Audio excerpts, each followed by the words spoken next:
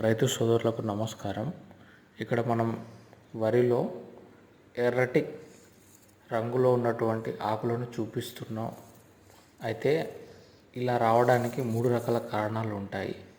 ఒకటి, చలి అనేది అధికంగా ఉండడం.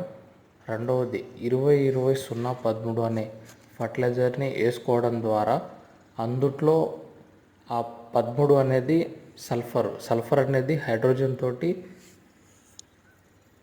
చర్య పొంది H2S గ్యాస్ రిలీజ్ చేయడం వల్ల ఇలా ఎరుపు కలర్లోకి మారుతుంది. ఇంకో విషయం, జింకు అనే సూక్ష్మ పోషకాన్ని వేసుకోకపోవడం వల్ల కూడా ఇలా జరుగుతుంది.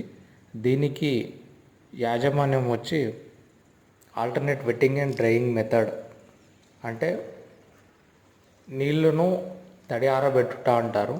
ఒకవేళ ఉదయం పూట మనం నీటితో నింపినట్లయితే సాయంత్రం పూట నీటిని తీసేయాలి.